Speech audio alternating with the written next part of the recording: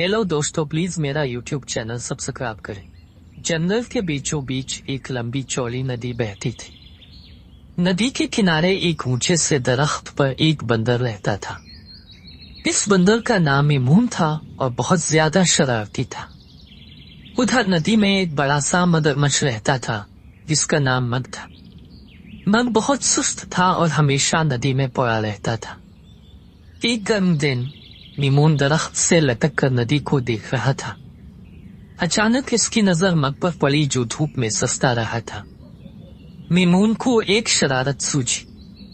वो जोर से चलाया, अरे मगरमच्छ, क्या तुम्हें ये मालूम है कि तुम्हारी पीठ पर कैसा खूबसूरत सा निशान है? मग ने सुना और आंखें खोली। निशान? मेरी पीठ पर? वो बोला और उलटने की कोशिश करने लगा, मगर उसका सुस्त जिस्म हल ही न सका।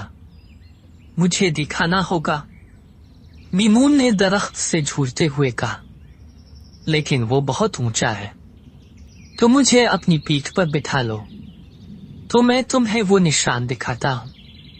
मग इस बात पर राजी हो गया और अपनी पीठ पानी से निकाल ली। मीमून फुर्ती से इसकी पीठ पर चढ़ गया, मगर अभी वो मग की पीठ पर था कि जोर से हंसने लगा।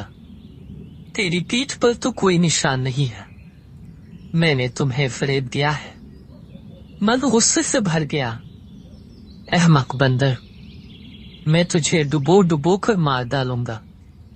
लेकिन मीमून तो पहले ही से तैयार था। दरख्त की एक मजबूत लता पकड़कर वो छुए गया। गुस्से में मग पानी में वापस जाने लगा, लेकिन मीमून ने फिर से छेड़ना शुरू कर दिया। ऐसा लगता है तुम तैराकी भी नहीं जानते हो। मग शर्मिंदा होकर पानी में डूब गया। मीमून पूरा दिन दरख्त पर बैठकर मग को छेड़ता रहा और मग बेचारा कुछ न कर सका।